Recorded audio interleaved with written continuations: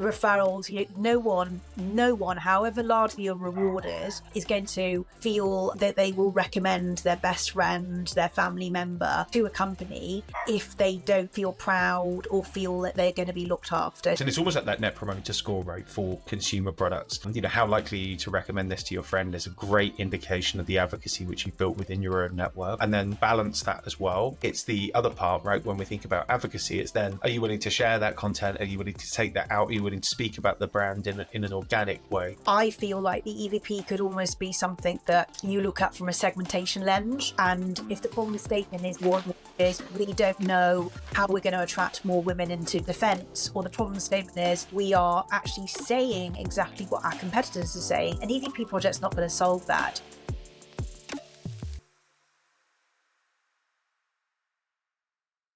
Hey, Charu, awesome to have you on the show. Hi there, Sal. How's it going? Yeah, wonderful. And yeah, thank you so much for joining. And I think before we get started, for anybody who doesn't know, an industry titan such as yourself, would be great to get an introduction as to who you are and what you do. Well, I'm going to take that and run and have that on my next LinkedIn update. So I'm Charu Malhotra. I have worked in recruitment and talent transformation for about 15 years, have focused very much on transformation with a real passion and interest in culture and employer branding. Always work globally, and I'm really delighted to have this conversation with you today. Yeah, fantastic. And we've known each other for many years now. I've been fortunate enough to listen to you speak on multiple occasions from your storied history across organizations and kind of the impact that you've had. And I think what would be a really brilliant place to start is maybe just some like high level key learnings of like your journey, your experience that others can learn from. Like, what would you start with? Is if it's possible, let's start with a number one, but maybe just some key learnings. No, I think when we started talking about this conversation, we started talking about EVPs. But I'm going to answer your question and not talk about EVPs and talk about general advice or things I'd wish I'd known. And I think for me, it's that resilience piece. It's the industry is ever changing and ever evolving. It's and that change is constant. It's cliched. I know. I think the people that are still in the industry and the people that are looking to join, that resilience is the red thread, and resilience stroke adaptability is kind of the areas that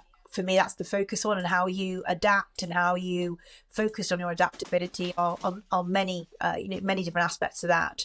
But that's kind of one of my principal learnings, not being overwhelmed by the role that we're in, and a very influential one. And that's something I feel really passionate about and very strongly about. When I see recruitment teams act subserviently in organisations, it makes me slightly mad, because we are really powerful and incredibly influential when we do our jobs well. But I feel that resilience and stroke adaptability are the things that I think are the biggest piece of advice I'd give someone. I'm not sure that answers your question. I hope it does. Yeah, no, but I think you've gone bigger. I think you've gone bigger than where I was thinking with that, right? Because we were like, it'd be natural. We're speaking. We should speak about brand. But resilience is so much more important, right, in this setting, right? So in a market of ups and downs and recruitment often being the full person in macroeconomic climate changes, resilience is crucial. And you were saying that around, I think, building that resilience, part of that is about how you evidence your impacts. And you're saying if TA do their job well, it's hugely influential. I don't think many people would think they're hugely influential at the moment, and that kind of subservience and that order taking and the administrative element of it, maybe doesn't feel like that. So how would you say you build that or enable resilience by showing that impact? Yeah, I think for me, and I think be really candid, it's stepping back and realising your role isn't your world. And we have gone big there, but that's a learning from, having worked in the industry a long time and doing lots of different roles in lots of really big companies and a couple of small ones, that focusing on the fact that your role is key and important and influential, but it isn't your whole world. And I don't think it ever should be. I'm currently job seeking at the moment. And if I thought my job was my whole role, I could be, in a different space. And I'm kind of thinking about it as, what do I want to select for? What's important to me just as much as the organisation. But going back to the influence piece, and I know we have gone on a tangent, but it does relate to the EVP in ways, as a project and a process, that you do have to be resilient, because there are so many different voices, and quite rightly so, not just stakeholders that have a feeling, an emotional and a take and a view on what do we want to say about ourselves as a business, that you can end up getting very frustrated and quite annoyed at times. And I think it's understanding that challenge. That's where your resilience comes in. But from a subservient perspective, and I'll ask that, I talk about this all the time, and that's, it's not just for this podcast, is the power of what we do. We change lives in recruitment. I don't ask anybody that's had the pleasure of offering someone a job and getting it accepted what a delight that is. We change lives, and when we think about culture in an organization, where we spend 8, 9, 10 hours of our day, whether it's on Teams, on Zoom, or in person, the type of individuals that we hire, we bring into the organization, and we shortlist and we source, has a massive impact, be it negative or positive, on what the culture of that organization will look like and feel like, and therefore your employer brand. So that's where it comes to influence. And the one thing that I have said for 15 years is, without that intake meeting, the hiring manager meeting that the recruiter has to have, that's where it can make or break what a good recruitment experience looks like, both the candidate and the hiring manager. To me, red flags are when the hiring manager doesn't give the time to the recruiter. That's a massive red flag. And that's something that when I do change and transformation roles, that's kind of one of the areas of the process I look at a lot. And I don't want to think about, I don't want to step too much into like quantifying the business impact, but what you touched upon there is just so crucial, right? First and foremost, this isn't the process of somebody choosing to buy a new pair of jeans or, switch their coffee subscription or whatever else, right? This is a tangible moment, and the most critical moment of their like kind of day-to-day life outside of family, friends, network, right? You're going to be spending the majority of the time working that supports all of these other things. So yeah, genuinely life-changing. And then, within the organization, you bring in somebody that can change the dynamic of a team, change the direction of a product, change the direction of an org in a positive way or a negative way. Hugely, hugely instrumental. So we could talk until we're blue in the face on like how to quantify and think about that. But I think, at a very high level, surface level, key salient point. And then let's maybe like a takeaway from an employer brand EVP perspective. Like, what's a big takeaway? Where do things go right? Where do things go wrong? Yeah, so I'll start with where things go right, because let's be positive, is that starting out with what are we trying to solve? That's where things go right, where you actually spend the time understanding what is the business trying to solve. Employer branding isn't about just the copy or the beautiful visual collateral or even the tagline. It's what are we trying to solve here? Are we trying to go into a new territory? Are we transforming our business into a different area that requires different types of skills? Have we got a problem statement that's telling us that our retention is really poor? What are we trying to solve? And actually understanding that, communicating that at the start is where things go right. Because when I've seen EVP projects and programs go wrong, it's where the expectation was rainbows and unicorns and man on the moon type scenarios, and actually the setting up of what this is going to achieve and won't achieve in year 1, year 2, year 3 is really key. It's a key aspect. And I think that's where it can go really, really well. And I would urge anyone, whether you're doing it in an SME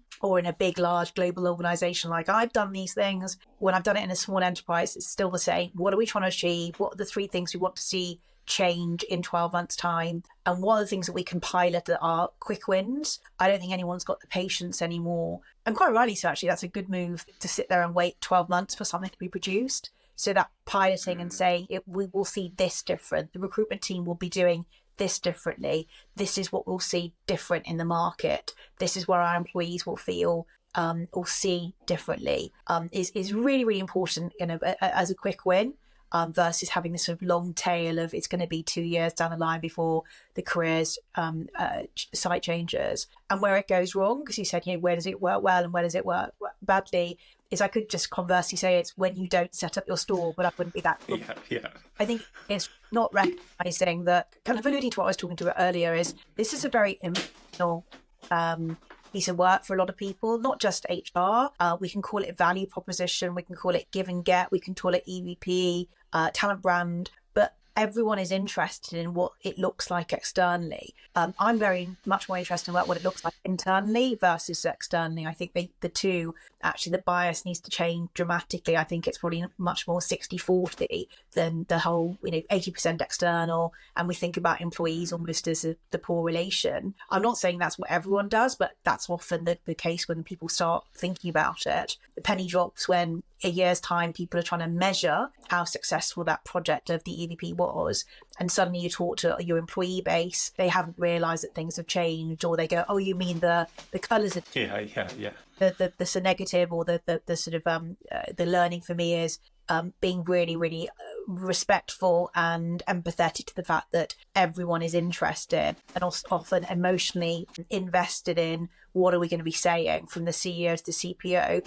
often for very different reasons. And you have to listen to individuals across the spectrum of the business through that process. Otherwise, again, people haven't bought into the organizational EVP to start off with. Yeah, and I think then you've got that kind of issue when you've got this external brand and then people are coming into the internal reality and they're like, well, I've learned all of this stuff. I've done my research before the process, and the person sitting next to me doesn't even realize that this is the way we speak about ourselves as an organization. And often they're the more deep-rooted ways of thinking about the way a company positions itself, its culture, its values are lived within the individual. So yeah, I kind of really do buy into that. Or even I suppose when you've worked on an employer brand project, and I've seen this when I've talked to peers and so on, spent a year and a half working on something, had a big launch, and candidates still don't recognise, apart from the visual language changing or the colours change, what you're saying about yourself. And that's where companies will often over-index on that look and feel or the early outcome, whereas actually we need to over-index both time and budget and kind of in the engagement of employees in the talking about those different things that you've agreed on as the EVP. That's where it can also fall down, because the candidate isn't just going to go, oh, I've seen the tagline, I know what that means. If they don't see a steady stream of interesting, compelling, valuable content to them, which takes time, the EVP is meaningless. So I have seen that happen where a project's been 12 months time, and companies haven't indexed on actually that activation, and that constant stream of content is needed to validate and supplement and talk about the EVP. That's when you get big global companies come back and a year and a half later or 2 years later go, our EVP isn't working. Well, no, it's not working. It's just you haven't activated it. And so I think one point there, it's almost like, so at the front end, it's very easy to get, I suppose, bought into, well, we've gone and won an award, we're against this, and this is how our visuals stack up against other organizations. I think that's one of the challenges, right? It's so external facing. That should be your first point of reference, and it is going to be the thing that you're compared. And it's the thing that frankly wins talent leaders awards, right? Many times is a big, glossy, far-reaching campaign with stars that have contributed and celebrity input and, those immediate outcomes and results. How do you measure some of that longer tail stuff then? What would be your guidance to thinking, okay, yes, we want to be versus our peer organizations, we want to appear as a better place to work with better visuals and setup, and if somebody glance, I think, oh yeah, you could see that difference, plus those early results, which we've seen plenty of those. Yeah. What about that longer tail stuff then? What about, how do you measure that? How do you think about that? Yeah, and just going back to the visuals piece, I mean, I've been in organizations and done meetings where I've shown our adverts and a peer group or a competitor set, and just removed the sort of the blurb at the start. And it's amazing how the copy sounds and feels the same, and that's that's always often an eye opener to the company to say, actually, it's not just the look and feel that needs to change. We need to think about our tone of voice and our content. If you can hear the barking, that's Scout for somebody going mad, like working Cocker Spaniel. Obviously someone's come to the front door, they're behaving like a Rottweiler, but this a 3-year-old Cocker Spaniel. So that's Scout with them doing a bit of a cameo. But I think kind of the long tail to your point is, clearly the obvious ones around, how are your employees feeling and talking about your organisation, looking at your employee engagement survey, looking at pulse surveys, looking at visits to the career site. I'm not a big fan of awards, but I know a lot of organisations look at things like awards, best places to work and so on. Retention is a big key. Referrals and advocacy for me me are both sides, really key kind of, the referrals, no one, however large your reward is going to feel that they will recommend their best friend, their family member to a company if they don't feel proud or feel that they're going to be looked after. So I think the referrals are a big indicator, as is advocacy. And by advocacy, I don't mean the copy and paste, the loaning of we're hiring. You can see where someone's internally, often some poor person like me or the head of TA's gone, we're desperate for this type of person, and suddenly you get 50 posts going, we're hiring, and everyone's doing the same hashtag.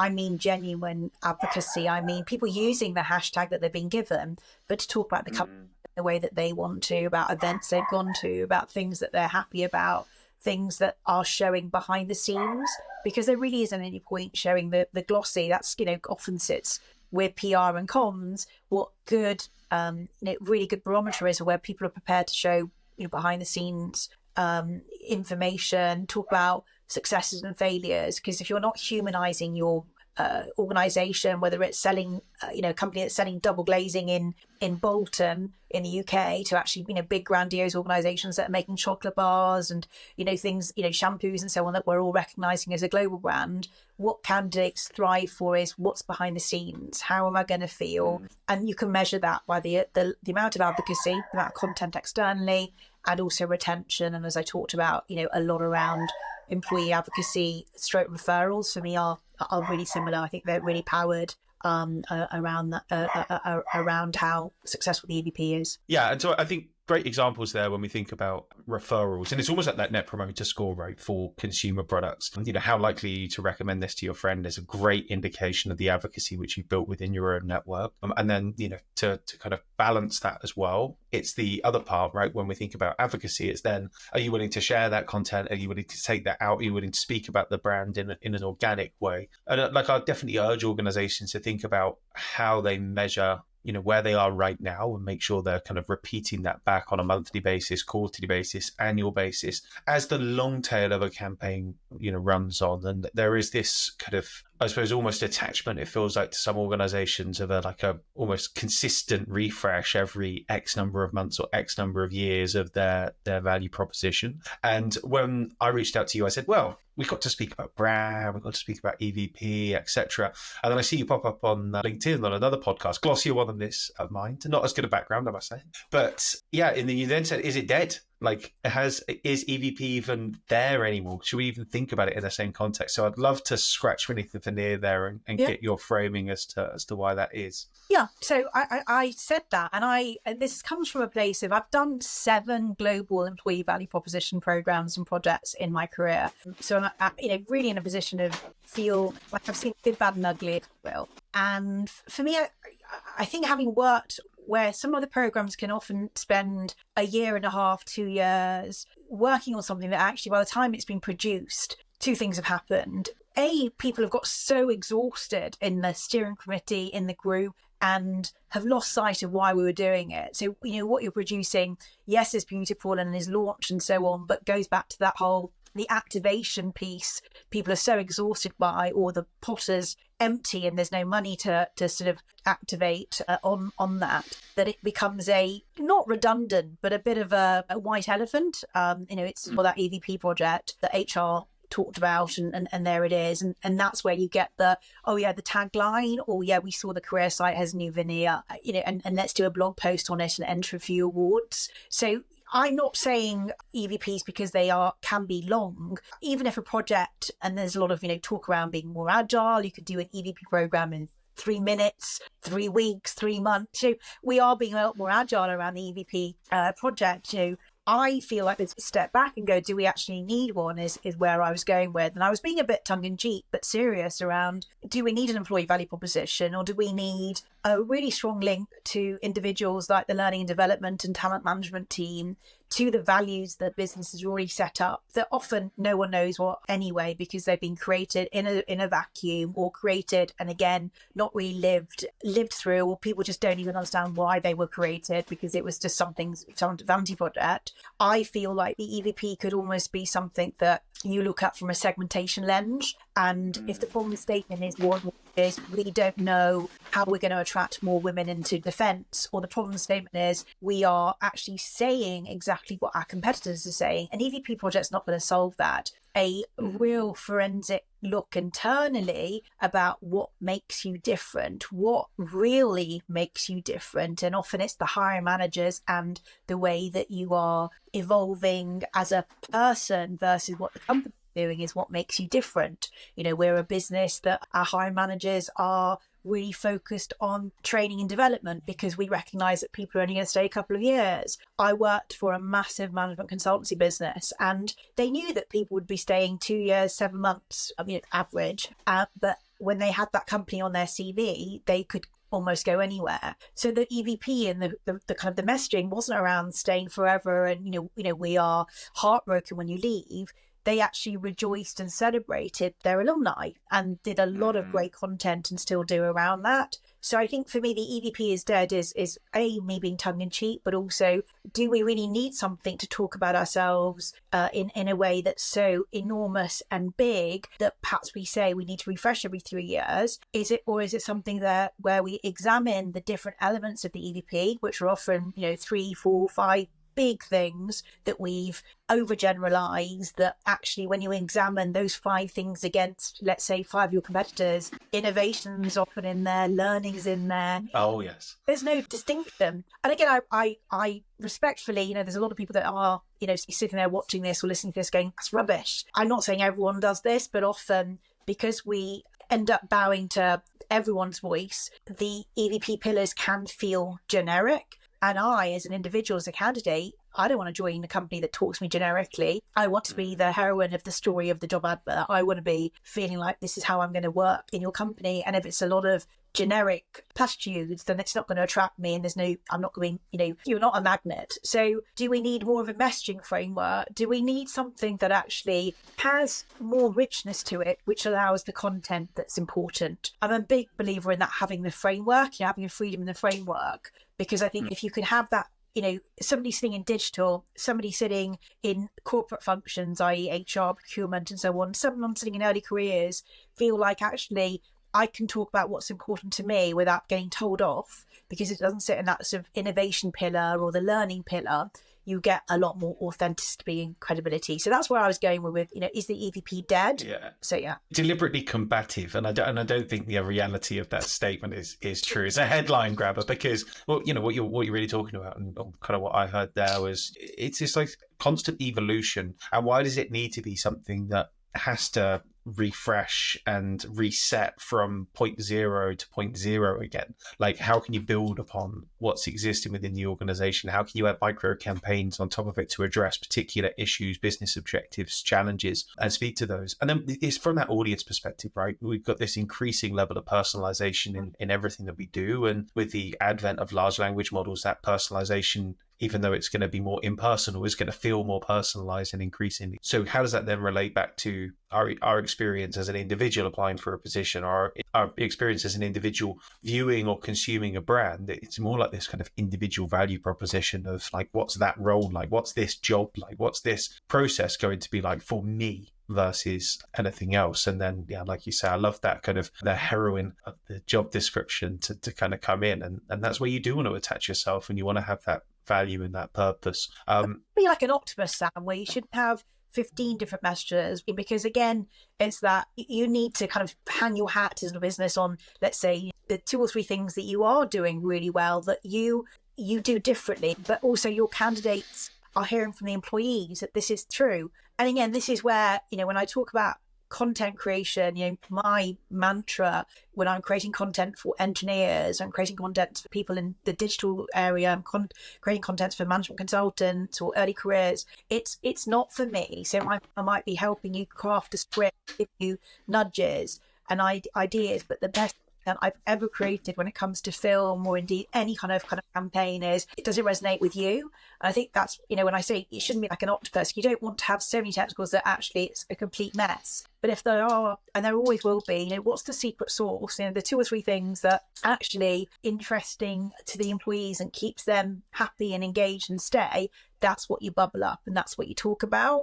And don't be afraid that actually they might not be, things that are interesting to 90% of the external audience. Who cares? Great content, a great employer brand is polarizing as well as attractive. So it might, if I'm watching that content and I'm finding it comical or it's a turn off, well, that's actually, it's doing its job, because I'm clearly not the kind of person that I should be applying to that job. So don't be afraid. And I think this is where you get the generic EVP pillars, because everyone's like, we should talk about innovation because that, what's important. We should talk about personalization. We should talk about the digital experience because, that's important. Of course it is. But if those are your 3, where do you stand out? And you really don't. Yeah.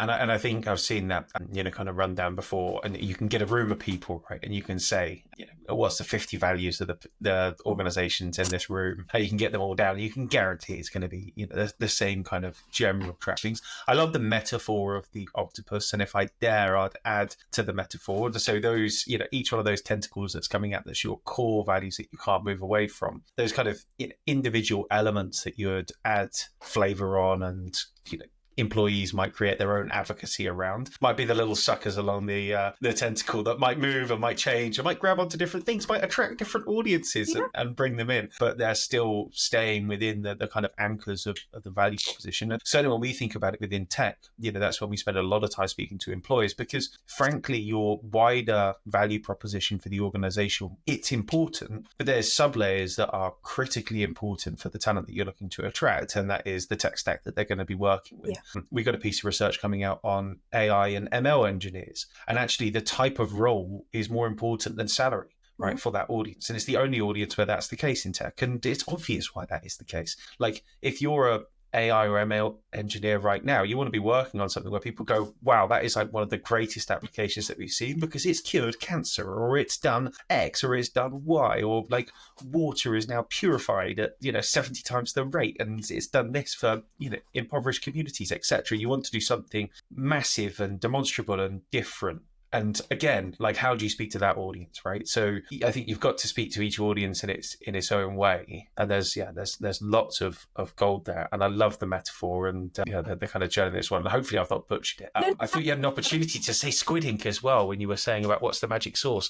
I'm going to build on that because I can't wait to see that research. But where, again, going back to that good and bad, where that research, because I've worked in organisations where some of the stuff that has been life-changing, we want brought to market, but it can get so generalised by PR and marketing wanting to add a corporate tone of voice, corporate marketing rather, that you've lost the essence. And I think the research that you're talking about, and I've seen other research pieces that you've produced and found them fascinating, is that whole talking about it in that audience's language. So for me, it's that whole, that research, any piece of research, it's making sure that those ML engineers, those individuals that we're talking about in this case, get the chance to talk about the things that they're interested in the job in their own language a lot.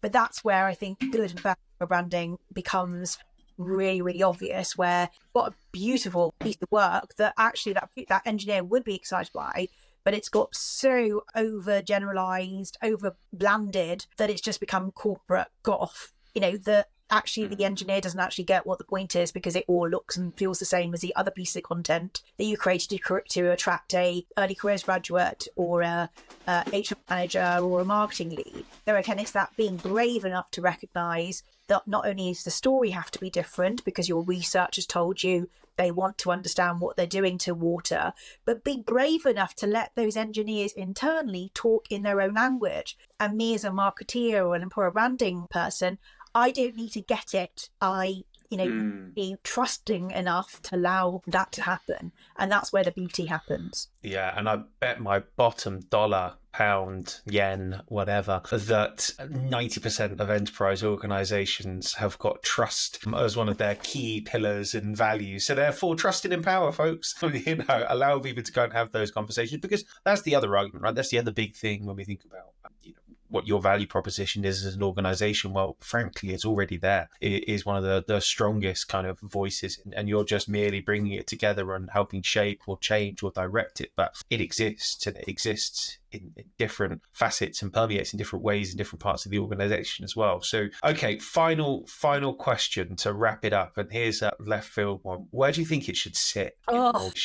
Just because I love it, and I love watching people give the response, because it's a great point though. I still think it's such an important question to ask, because it's an external facing piece of content, right?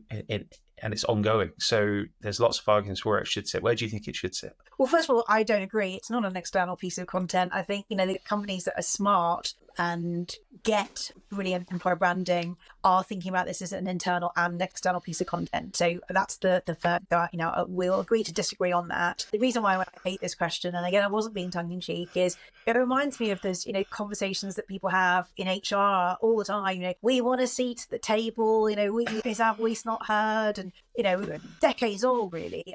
And I'm not being farcical here. I have sat in marketing. From a function perspective, I have sat in talent acquisition and talent. I've actually also sat in communications, and once I sat in media relations. Now, that was only about 6 months, and it was a big FMCG experiment, and it didn't, that's not where I would put it. But it largely, I feel, is not relevant about where it sits. It's the influence that the function has, and the deep understanding of what you can do in this role internally from a retention perspective. There's a massive amount of levers. Employer branding, talent branding, individuals can influence, and externally from a talent acquisition perspective, going back to that whole, of course, we're in a position where, there's a lot of applicants for roles, but is it still the right applicant? So for me, if I was designing my organization, from a nirvana perspective or ideal perspective, I think it would be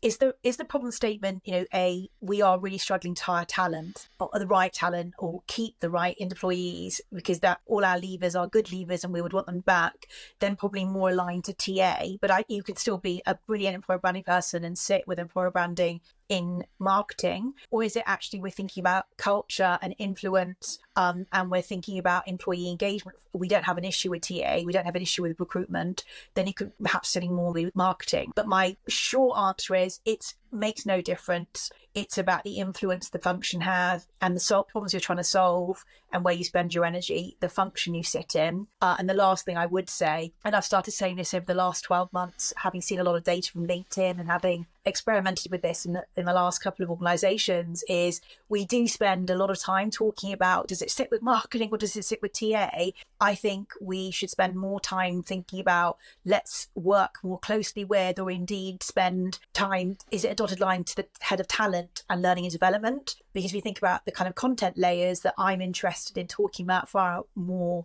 to employees, and externally, it's career mobility, it's the squiggly career, it's about learning, it's about how will I improve as an employee and candidate if I come and join your business, given how evolving and changing the world is, and can be quite scary to us all. Actually, when I join your company for 3 years or 5 years, what am I going to get from a learning perspective? So for me, marketing a TA, the left field piece is go and become best friends to the head of talent management and learning development. That's where I think a bit of a can be found. Not a bit, a lot actually. Yeah, and you see, now I just threw that in there just because I knew they would give a great response. It's a bit like the seat at the table question, isn't it? You get people rolled up and they give a great answer, and I think you give a brilliant answer there. Like, it doesn't matter where it sits. And actually, if it's an internal plus an external sphere of influence, you were saying it could sit here, it could sit here, it could sit here. Well, if it can sit in all of those places, maybe it sits by itself. The other question would be, does it sit in change? Right? A lot of the stuff, whether it's short-term change, big transformation, etc.,